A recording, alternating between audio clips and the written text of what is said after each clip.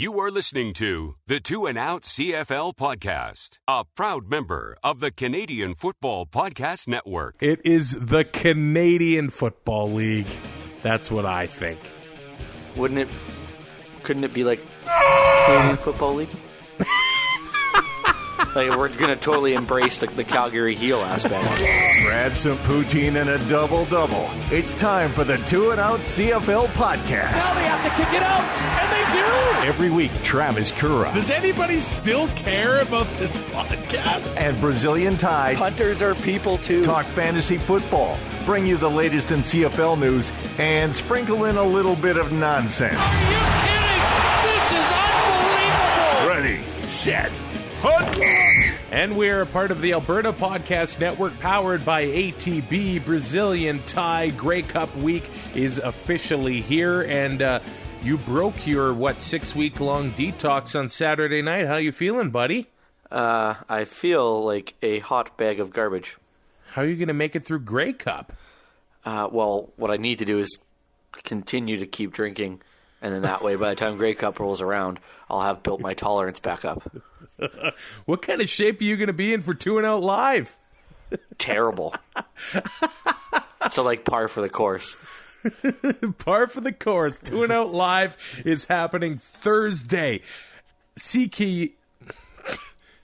2 and Out Live is happening Thursday. CKUA building, downtown Edmonton. Let me tell you, it is right on Jasper Avenue, right across the street from the Shaw Conference Center, right around the corner from the Spirit of Edmonton. We are going to have a ton of fun Thursday afternoon. So the doors open at 3 o'clock.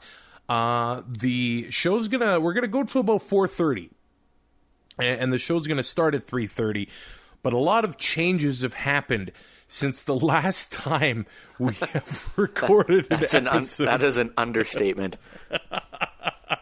Okay, so we know the Grey Cup participants. So we're going to have Janine there. She's from the Mouchoir podcast. She's going to represent our nation. We're going to have Ryan Ballantyne from Horseman Radio, a member of the Canadian Football Podcast Network. He was on Big Brother Canada. So we got a celebrity coming to grace us with his presence at 2 and Out Live on Thursday. And the main event, it is going to be 2-time Grey Cup champion, defensive lineman for the Saskatchewan Roughriders, Zach Evans, taking me on in a pierogi eating competition. Let me tell you what, man. Zach is taking this seriously. If you go to his Twitter account, he has the strongest GIF game I have ever seen. He is destroying everyone, and he is officially in my head. I am worried. Oh, he is in your kitchen for sure. I do not know if I have a chance at this, but we're going to give it a shot, and we're raising money for CFL Fans Fight Cancer. We are going to have a ton of fun. So if you want to lock in your advance tickets, if you're planning to come, lock in your advance tickets, 2andoutlive.eventbrite.ca. You can see the link up on our Facebook page, on our Twitter account at 2andoutcfl. It is all there. So if you want to lock in your tickets in advance, make sure you do that. You go there. I understand some people don't like to buy stuff online. Tickets will be available at the door. Suggested donation. That's what we're going to do. We're kind of going to have the Montreal swear jar set up there. Drop a couple bucks in there. We'll donate it to CFL Fans Fight Cancer. We're not going to turn away anybody at the door. If you want to come see 2 and Out Live Thursday at the CKUA building, you can do that. Just show up there. The doors open at 3 o'clock. Drop a couple bucks in the hat if you can for CFL Fans Fight Cancer. But if you want to guarantee yourself a seat and you want to be in the audience, buy your tickets in advance, 2andoutlive.eventbrite.ca. We have a fun show planned, Brazilian Ty, and you know what? There are now 3 items of 2 and Out clothing in existence. I have one, you have one, and somebody at 2 and Out Live is going to have another one. Yeah, I still can't believe that we put our names on a shirt. So if you don't mind wearing a shirt that says Brazilian Ty, that says Travis Currah, somebody there is going to win that, and we might have something else up our sleeve as well. So how are we going to give that away? We got to figure that out, don't we? Yeah, like we could just give it to my mom because it is confirmed 100% she's going to be there. So I'm really excited about that. You sound like it. Oh, yeah. This might be a little bit of an after effect of last night as well. Well, I opened it I got over to Mom and Dad's today when I got home from Saskatoon, and I opened my mail, and I'm like, oh, I got a T-shirt and my hoodie's here. And my dad's like, oh, well, let's see that T-shirt. Show me. He's like, oh, what did you guys get that for? I'm like, oh, we're going to give it away at our live show. He's like, oh, well, why don't you just give it away to me right now? I'm like, oh, yeah, okay, that'll go over well. Brazilian Ty, you know what else I just realized? Uh-oh. This is the first show we are going to be doing in the same room. Yeah, it's crazy. I don't want people to think that we've never met or we have no idea who each other are. We went to school together. And we really did a really good job of keeping that secret in the first year. But, yeah, I don't know if we're going to be able to do it. Like, it's going to be weird because we're going to be able to see each other. And I might leave the room. I'm going to make you laugh, and then it's going to snowball from there, and we'll never be able to recover. Well, that's what being live's all about, baby. If we fall off the rails, we fall off the rails. If you can't make it to the Grey Cup, we are hoping to have that show on our feed, I don't know, 2-3 hours after the show ends. I'll do my best to get it all up. Yeah, you'll be editing. I'll be at Spirit of Edmonton. Yes, I will be working, and then by the time I'm done, the lineup will be 3 hours long for Spirit of Edmonton, and I won't get in. And I'll already be out there kissing hands and shaking babies. Join 2 and Out for CFL Fantasy and CFL Pick'em, and show Currah and Ty what you got. They are who we thought they were. Just click cflfantasy.tsn.ca. Enough of talking about it. There has to be consequences. And pick'em.cfl.ca. All right, and one more note. I think we're going to go live on our Facebook page for the pierogi eating competition. So at 2 and Out CFL on Facebook, give us a like there. We will go live, and you will have that viewing pleasure right at your fingertips. Let's talk about the Eastern Final, where the Ottawa Red Blacks walk all over the Hamilton Tiger Cats. There is no other way to put this. 46-27 the final score. At halftime, it was 27-13 Ottawa. And you know what? It could have been a lot worse. It almost just seems like the first half is the only thing that we really need to focus on in this game, because the second half, I mean, it wasn't any different. But let's just start with talking about the quarterbacks here. And there's been a bit of a debate leading up to this game if Trevor Harris maybe deserved the MOP nod or if Jeremiah Mazzoli did. And you know what? Trevor Harris came into this game with a massive chip on his shoulder. I think the MOP thing happened. And then there was a rumbling in the CFL community within the media that maybe Harris can't win the big game. And he did an interview on Wednesday. It was quite funny. He's like, you guys think I'm like 0-50 in October and 0-34 in the playoffs. I've played one game. So then he comes into this game, 29 of 32, 367 yards, and 6 touchdowns, a playoff record in the Canadian Football League. There is nothing he could have done better in this game. It was nothing short of incredible, his performance here.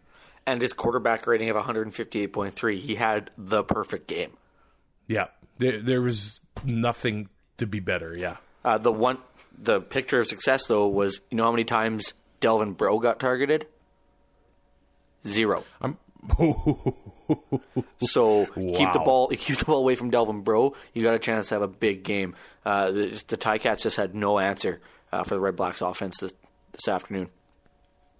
And it wasn't just, Spencer Sinopoli, Ellingson. There were 10 receivers that had a catch in this one. Marco Dubois had his first touchdown in the Canadian Football League. I mean, Greg Ellingson had 144 yards, but Brendan Gillanders had himself a touchdown. Dominique Rhymes got involved. The fullback, J.C. Beaulieu, ended up having himself a touchdown. I mean, the offense in this one was amazing, and I think leading up into this game, there was some talk that the Hamilton Tiger Cats had themselves an average rush defense, but William Powell, he had a long of 13 yards, but he had 21 carries for 86 yards. They really didn't need to use him until it was in the fourth quarter and they needed to kill some clock. They just absolutely dominated Hamilton in every single way. And it's not to say that the Tiger Cats came out flat.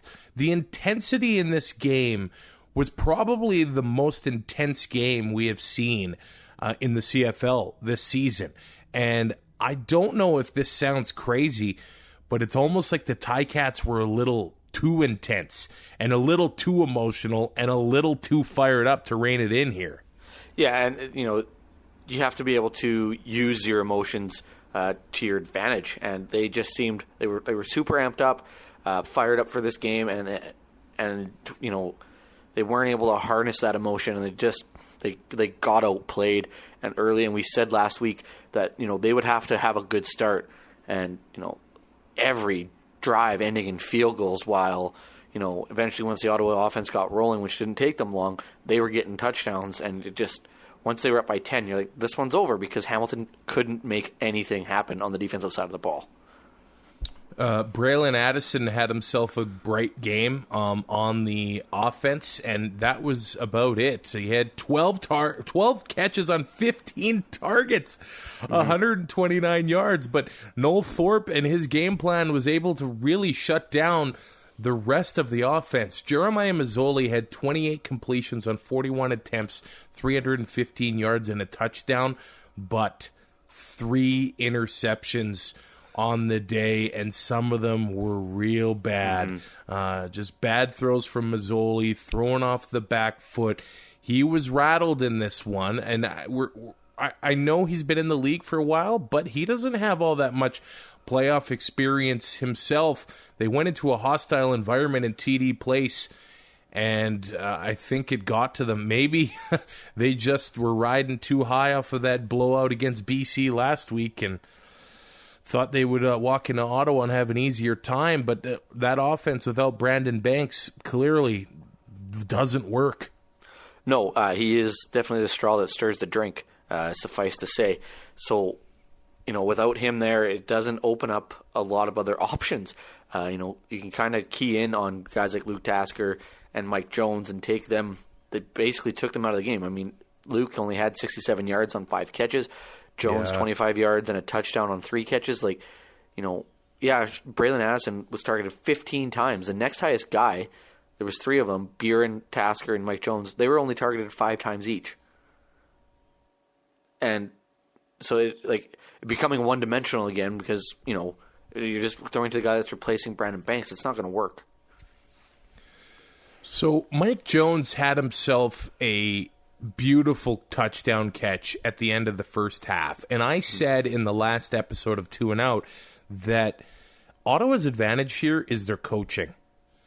And at the end of the first half, it really reared its ugly head here that June Jones, they managed the clock horribly. It was basically Andy Reid.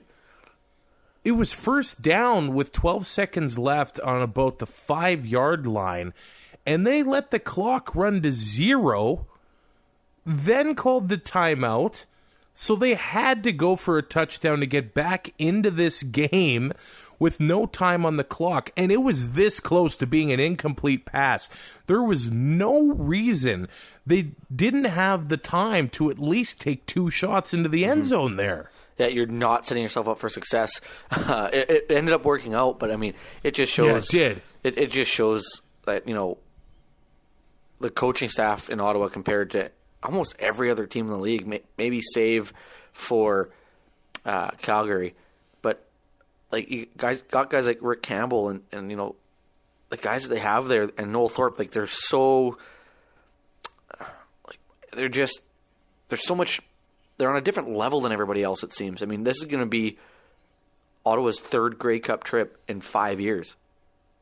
Like, it's crazy how far they've come, and a lot of it is, you know, the coaching staff that they have and the front office and these guys, and it's just game in, game out, consistently good coaching, and you don't see mistakes like the one June Jones made from that group. I saw a Rider fan say that they are cheering for Calgary because in 5 years of existence, the Ottawa Redblacks could have half as many Grey Cups as the Saskatchewan Roughriders in, 108 years or whatever it is. That just shows, Ottawa cannot let Rick Campbell go. This guy, and you know what? He's got it in his blood. He's got a pretty good lineage of CFL coaching acumen in there. But that touchdown that Hamilton scored at the end of the first half, maybe the Ticats shouldn't have been in that position if it weren't for an absolutely boneheaded decision by Jonathan Rose of the Ottawa Redblacks. So he makes a high tackle out of bounds, basically drags the receiver down by his head out of bounds, but then it got worse. This was 45 seconds left in the second quarter. He ended up, there was a melee that ensued. He ended up shoving over an official and got disqualified from the game. And there was zero reason for any of it. Intentional or not, like I assume some people are going to argue that he didn't know it was an official, and maybe, there was a Ticats player standing behind the official that ended up, falling over. But there was zero reason for that whole sequence to happen in the first place. You're up by 3 scores and you play like that. That was an idiotic move, and I don't think there's any other way to put it. No, it's like these guys, like the refs are not professional athletes. They do not play the game of football. That you cannot physically harm Zero an official. Zero equipment on. Like, you got to be smarter in that situation. And for the people that think that he didn't do it on purpose, go back and watch it. He pushed him, and to say, well, maybe he didn't know he was an official. No, I'm not buying it. I refuse to buy it. And so, like 15 yards, and you get 25 for the disqualification, and then it puts him down into Red Blacks territory. And if it wasn't for that, then Hamilton might have been able to get down there, but with the time, and we saw how they managed the clock late. The only reason I thought it was going to be a game changer, I didn't think momentum was really going to shift all that much, but that they would have to put a rookie in to play defensive half, and he'd get picked on. And that's what I was kind of expecting. It didn't really happen that way or that much. It's just boneheaded to do that. I don't get it. We can talk about this now, when the Red Blacks, the final score the way it is, but at the time it could have been a momentum swing heading into the third quarter. But props go to Trevor Harris and the Red Blacks offense, because they came right back out in the third quarter and answered with a touchdown drive. They didn't allow that momentum to continue for Hamilton at all. Nope. They took a little bit of a hit there and just got right back up and punched right back. And there was just nothing this offense couldn't do today. It was awesome to watch. So then in this game, it was the first game of the playoffs where they had themselves an 8th official on the field to be watching for, headshots on quarterbacks and things like that. There ended up being a helmet-to-helmet situation on Jeremiah Mazzoli on Avery Ellis. But when you go back and watch the play, Jeremiah Mazzoli kind of did a spin move, turned around, and then it was head-to-head with the defender. What's the defender supposed to do? I gotta say, man, I would hate to be an official in this league, and I would hate to be a defender, because you gotta make that call in a split second. I can't say if I was standing on the field that, I wouldn't throw the flag myself, but you go back and you watch the play, and it's head-to-head contact, and that was getting called all last year, so I don't know what you do in that situation. I don't know what you can do. This rule, it needs to be black and white. It needs to be, if there's contact, and that's it. We don't want to start making it a judgment call, and then that's when stuff is going to get missed. So it kind of sucks in that way. But the one thing, everybody jumped on Twitter right away and was so upset. We knew this is what would happen with the eighth official and yada, yada, yada. The eighth official didn't even make that call. That was Andre Proulx who threw the flag. So that eighth official didn't come into account on that one. So I'd like the idea. It's a knee-jerk reaction. But at the same time, they need to do something. And so I'm guessing this rule is going to get changed in the offseason, and it'll be a command center issue instead of having that eighth official. But in situations like that, I don't know what Ellis is supposed to do there when Mazzoli just turned into him. I've always thought that if it's face mask to face mask, it shouldn't be a penalty. Or if a defender hits with his face mask, I don't think that should be, because you're not you're not hitting with the crown. It's not like it's malicious. So, stuff like that. But then again, you're bringing in judgment calls, and that's just going to lead you down a path where you don't want to go. And you know what?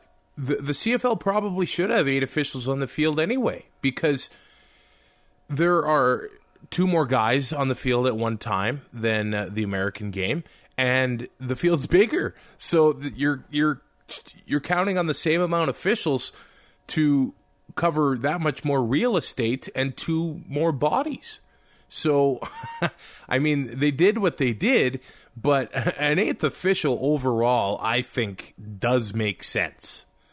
And it looked like, in both games, they had some real officiating experience on the field. And, the more experience you can have, the better it was. And you know what? Overall, I thought that Andre's crew called a good game. There was really that only blemish. And what I like about his crew is that they're very decisive and they know what's happening. They don't, huddle and have their little meetings and slow the game up. They make their decision and then they move on. So I will give them props for that one. Last episode, we talked about field position being a key in this game. Well, it turned out Ottawa was the one working with the real short field, and when that happens, then they're going to torch you, and that's what they did in this one. One more note, Lewis Ward's streak comes to an end from 44 yards, and he actually missed an extra point as well, but they played a feature on him in the pregame show. It was just awesome, showing how he was security at the Grey Cup last year, and it was just awesome, the tenacity and the dedication Lewis Ward has shown to get back here. It's probably good that the streak ended in a game like this than, with the situation more dire. The only thing is that the streak is still alive because it's a regular season record. So the regular season record will live until next year. You are right. Yeah. But for him from where he was and working, like you said, as a security guard, it's just crazy that he just basically a walk-on kind of idea, and sets a professional football record, not just CFL, but professional football as a whole. It's just amazing to watch this guy play football and to kick, and rightfully deserving of the most outstanding special teams and rookie award nominations that he got, for sure. I kind of think the biggest question for the Hamilton Tiger Cats heading into the offseason is their coaching.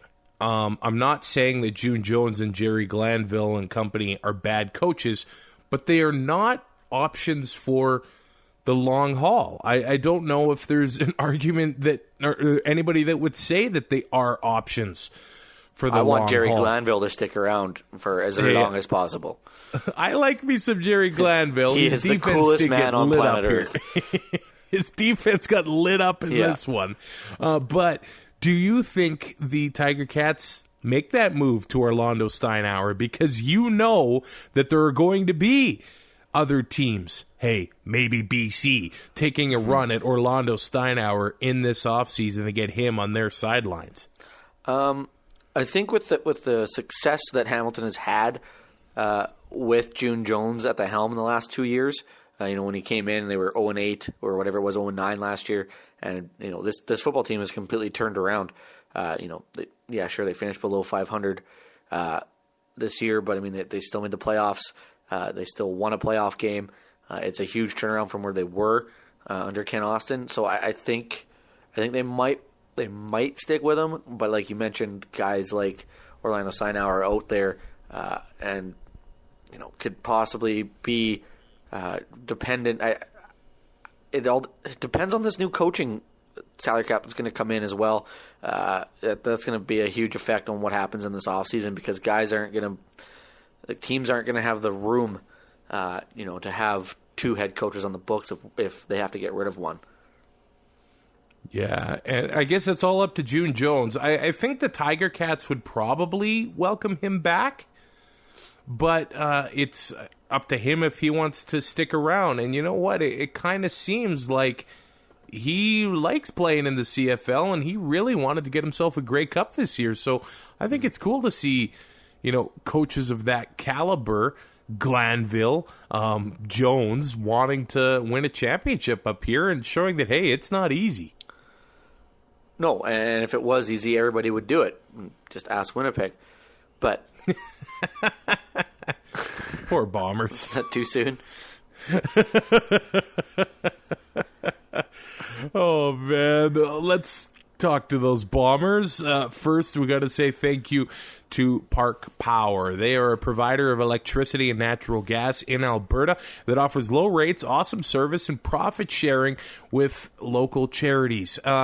In 2018, I think everybody likes to know where their money's going, and more people want to keep their money in their own province, in their own city. So why not do that with Park Power? Because you're supporting a local company, and then in turn, they support local charities. 10% of your bill is going to a charity. I absolutely love that. They got a calculator on their website showing how much savings you're going to have on your energy. So make that switch today. parkpower.ca. The website is parkpower.ca. So the Western Final, and it was much like last week where the East Semi was a blowout and then the Western side of things was a defensive slugfest. And the Stampeders end up winning this one 22-14. They had 2 touchdowns in the second quarter, and that kind of changed the game here. In the first quarter, the Bombers got themselves up to a 6-0 lead, and they were controlling the line of scrimmage at that point. They looked like they were handling Calgary, and that wind was absolutely incredible. We had another CFL playoff record with Justin Medlock kicking a 57-yarder. It looked like that would have been good from about 70. It's insane, that kick. I said, what? That's 57 yards? It was incredible. I looked away for like a minute as I was getting stuff set up to watch wrestling after the game, and I hear it. I hear them say, good from 57 yards, and I'm like, it was like nothing. That's not a thing. I had to rewind it. I'm like, there's no way this just happened. And he did it. Yeah, it's crazy.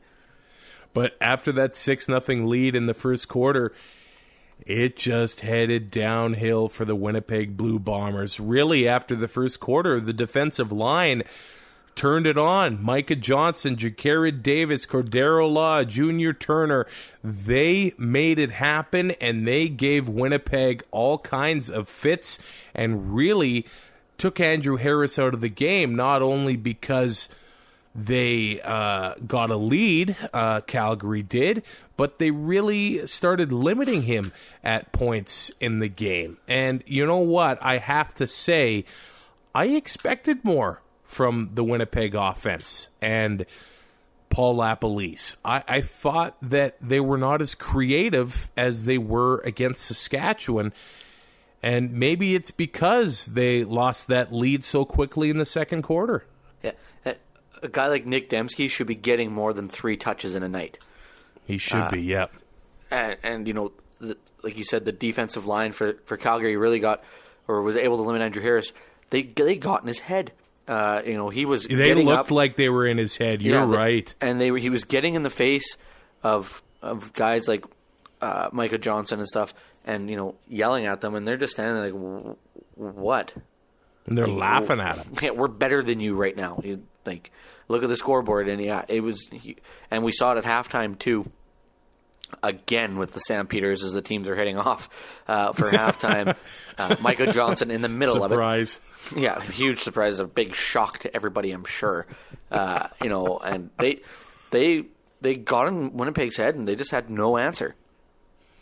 Alex Singleton himself said that when he started with the Stamps, he couldn't talk to Micah Johnson on the field. He's a great guy off of it, but you put him on the field and he changes. He is a completely different guy. I would not want to go against him. No. And the Winnipeg offensive line is the best in the league.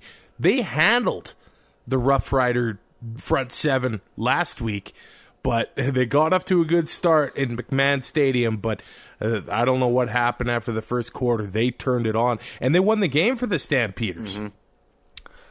Oh, for sure. Like, to hold Matt Nichols 156 yards, no picks, no touchdowns, like that's not going to win you a football game under 50% completion rating.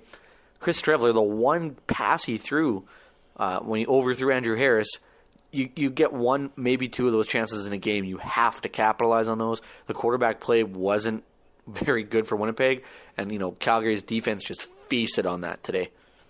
I know Bomber fans, and you see some of them on Twitter, they were calling to get Streveler in that game and get the offense moving, but even he was getting shut down on the short yardage. And when that's happening, it's just not working for the Bomber offense. When they can't control things, we'll say this about the Bomber offense. They don't do a lot of things good, but they do a few things great. And when they're working, you can't stop them, and they just run all over you, but it wasn't happening here. And you're right, Streveler overthrowing Andrew Harris was huge. There was another overthrow where Darvin Adams was missed on a deep play. When you get those opportunities against the Stampeders, you have to make them, and if you don't make them, you don't win. And really, I think that's what happened here. And you mentioned it too. Like, this offense wasn't very creative today. We're used to seeing Paul LaPolice run, like some jet sweeps and pitches and little shovel passes inside to guys like Nick Dembski and Weston Dresser as they come across and get the defense moving laterally and beat them to the edge. And we saw nothing of that today. And I don't know if that was the game plan coming in or if just maybe the situation dictated that they weren't going to do that, but they just could not get anything going. And again, another game where one team's kicking field goals and one team's scoring touchdowns. Yeah, and I think the Bomber defense, they didn't play bad, but I mean, Adam Bighill was not flying all over the field like we had seen him leading up to this game. He did have his thumb in a cast, looked like a warrior. He did make a few plays in the first half, but when the second half rolled around, they couldn't do anything. And I know Bo Levi Mitchell is both the most popular player in the CFL and both the most unpopular player in the CFL, other than maybe Mike Riley, but he is so good in the pocket. If you do not get a clear shot at him for a sack, you will not sack him. And that's why I'm almost blown away that he doesn't run more, because he is so athletic. It seems like he knows where the defenders are at all times. And, I mean, if you don't get that clear shot and finish your sack, it's not happening. And I know that Jeff Coate and the boys got to him a few times, but there were other times when Bo was just dancing around and ends up making the throw for, a key second down conversion or something and just taking all the wind out of your sails. Yeah, in the pocket, Bo Levi Mitchell, he has so much presence, and like you said, he knows where everybody is, and he just sees that defense develop. And like when he's in the pocket, he knows where the pressure's coming from. I'd almost seemingly before the defense has even decided who's blitzing. Like Bo has already figured it out. His brains are just off the charts when it comes to playing football at the quarterback position, anyways. But like I have no problem with him not running because it keeps him from putting himself at risk and maybe getting injured. And we see that with guys like Mike Riley. When he runs, everybody kind of holds their breath because he doesn't slide. So, I mean, he's taking a lot of extra hits. He might not he could have a game with no sacks, but he's still getting hit 4 or 5 times when he runs draw plays.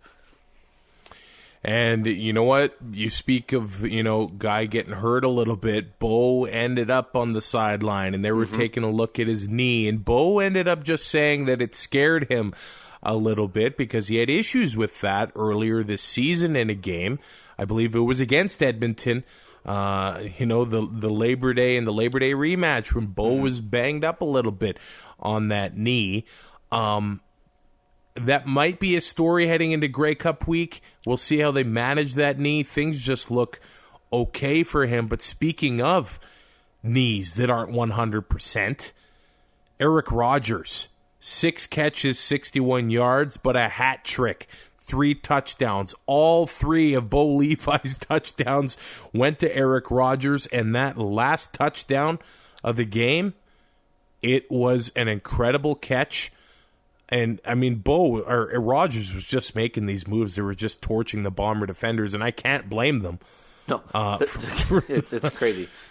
What Rogers did in this game was absolutely amazing. The chemistry that these two have. Yeah. And Eric Rogers was gone for 2 years. Yep. And he comes back in and basically just fits right back into the offense. He never skipped a beat, and it showed today. Like, this is a huge game. Like, this team has that choking label. Winnipeg early had the lead, and it was like, okay, well, if they can pound the rock and maybe sustain some drives, then we could see them actually, beat Calgary. And then the Eric Rogers show. It was fun to watch. You want to know what Calgary did to the Blue Bombers in the second quarter that probably changed this game? They had a 15-play, 92-yard, 8 minutes and 2 seconds drive that ended up in a field goal.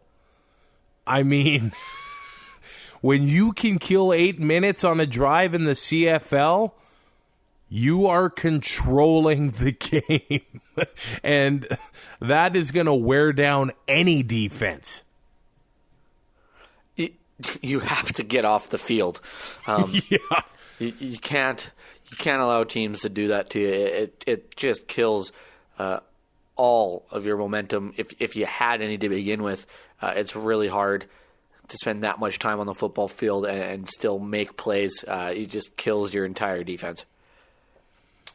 And I mean, I thought there were some ticky-tack calls in this one. Unnecessary roughness on Taylor Loeffler that I thought was, I mean, if a pass gets tipped at the line, the receiver's basically fair game, and he didn't hit him with his head. He didn't do anything wrong there. I mean, they didn't score on that drive, but the Bomber defenders, it looked like they were struggling a little bit. Marcus Sayles had himself a great year, but he took some interference penalties in this one. But you got to try anything you can when, a guy like Eric Rogers has 3 touchdowns. You got to try and shut these guys down somehow. Yeah, and, a lot of times these pass interference calls don't get called. Yeah. So you might be able to get away with it. Last resort, you like at that point, you just don't know what to do anymore. You're just getting absolutely run over by Eric Rogers and Bo Levi Mitchell, and you have to do something. And yeah, you give up the yards and everything, but maybe you break up a little bit of a rhythm. So I get that, but at some point they're going to beat you, and if that's the only way you can stop them, they're not going to be able to do it all game. The Calgary offensive line started rough. It looked like they kind of made some adjustments with their right tackle position because that's where the Bombers were getting to Bo in the first quarter. And, yeah, after that, they just controlled her. Don Jackson had himself 14 carries for 83 yards. But there's another thing I want to mention about this game. Oh, my. The Calgary Stampeders, Chris Matthews, took a offensive pass interference penalty in the first half. And I thought it was clearly offensive pass interference. They ran kind of a pick play, but Matthews did not sell it at all. He laid into Ian Wild and, set his other receiver free there. So after that, Dave Dickinson ends up challenging the call and gets shut down. But they show Dave Dickinson on the sideline, and there's a debate going on as to what he said. But either way, it kind of seems like he was a bit upset for the officials calling the game in the favor of the Canadian head coach, Mike O'Shea, on the Winnipeg side of the ball. That's what I heard in a lot nicer terms. To use family-friendly language. I know. People think he says, are you kidding me? Or are you Canadian? Well, that's what I heard. Yeah, that's definitely what I heard. I don't think we can really. It doesn't matter. It doesn't matter, but he's not saying he's not like. I get that he's mad, and we have found out this year that he is a huge whiner. Oh yeah, so the live mic games at least helped us with that.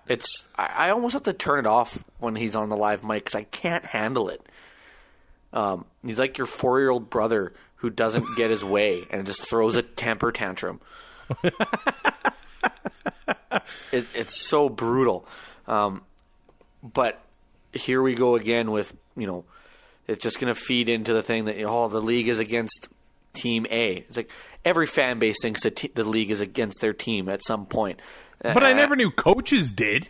Yeah, right? So now this is just going to fuel that fire even more. Because this is the way a fan works. If there are 10 penalties in a game, there are 7 against one team, 3 against the other. They think that the refs is out to get them. That's not how it works. They don't just... Not in professional sports anyway. They just don't call 5 plays or 5 penalties a team just to keep it fair or just to keep it even. If that were the case, there'd be no calls. Yeah, I don't... I'll never believe... The only league I think that's fixed is the NHL for obvious reasons. But,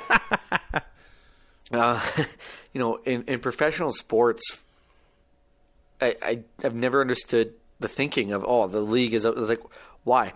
Why would the league not want a team to be successful? If a team is successful, then that's going to make the league more money. So it makes zero sense to me. It's just, we see it in Saskatchewan all the time. That it doesn't matter. They hate every official, and it's okay, whatever. But at some point, it gets a little ridiculous, and you have to look at the game and be like, well, no, that is a penalty. Maybe you got that one right, and that one is a penalty. It's like, just shut up. Like, what's the big, like, if you think there's a huge conspiracy, you got issues, because there's not.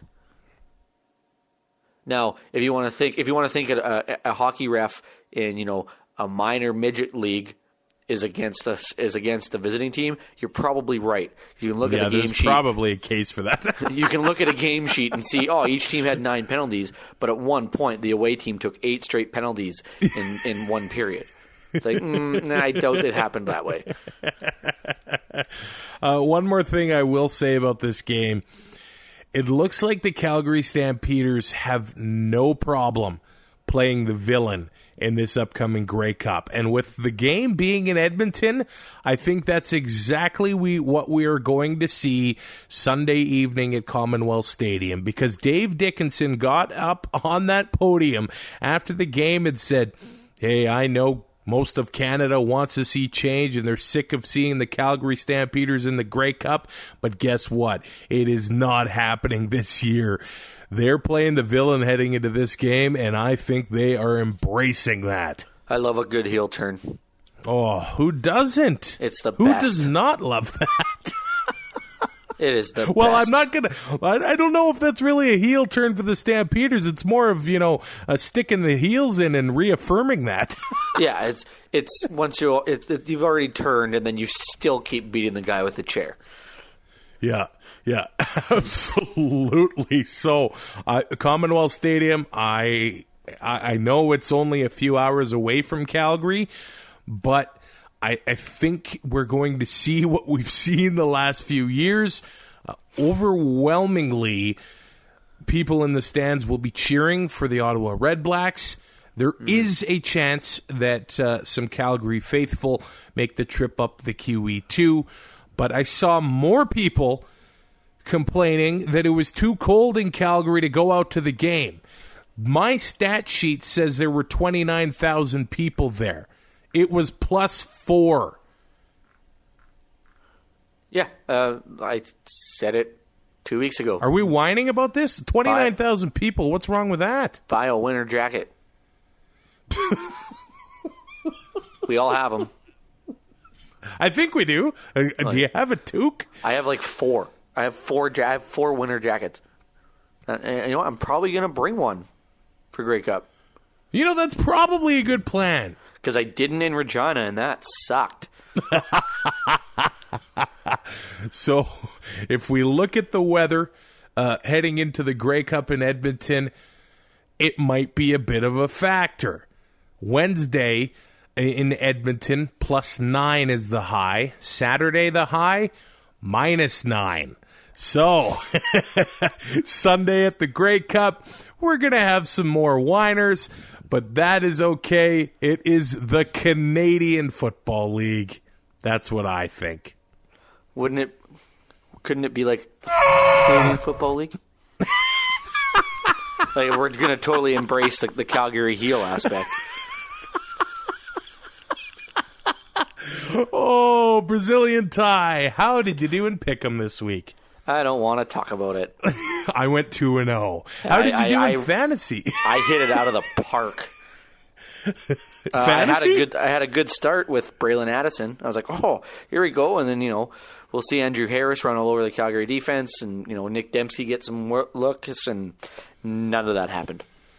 I had 88.8 points, which is better than 2/3 of my regular season weeks. Oh, my goodness. With 2 less players. But having Trevor Harris and Braylon Addison on my team definitely helped me when it comes to fantasy. When your quarterback gets 38.7 points, that definitely helps. Your quarterback almost outscored my team. Oh, yikes. And Matt Nichols at 7.2. Ooh. And Nick Dembski at 4.9. Andrew Harris at 12. Like, come on. That hurt. Yeah. The fix is I'm wishing we would have played this one for money, because I'm running away in the group. Oh, yeah. It's not even fun anymore. We are a part of the Alberta Podcast Network, powered by ATB. There is a podcast in the network for everyone. Check out Assumptions. It's a Christian and an atheist having a polite conversation. Kind of. Daniel and Kyle are your hosts. And in 2018, when people with opposing views can have a polite conversation, are pigs flying?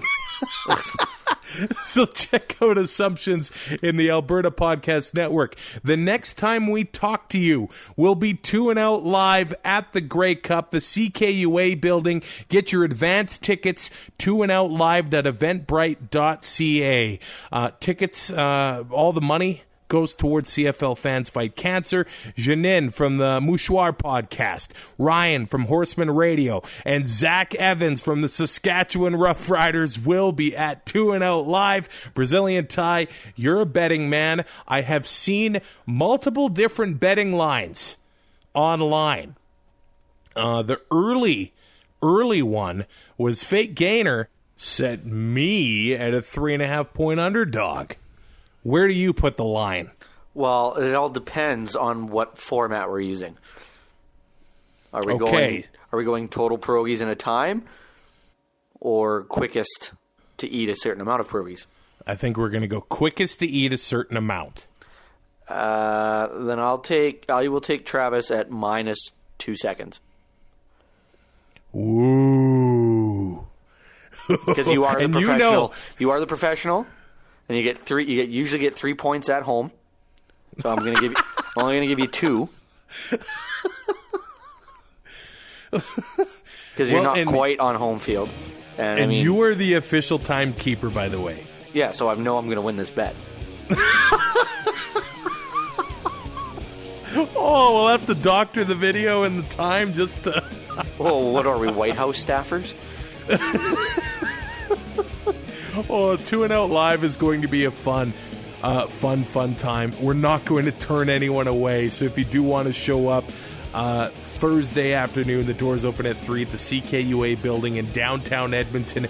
2 and Out Live, Brazilian Ty, Travis Currah. We will see you in Edmonton and all weekend long at the Grey Cup. This is going to be awesome. Rate, review, subscribe on iTunes. See you in Edmonton. Thanks for listening. Find more great shows like this at CF Pod Network on Twitter.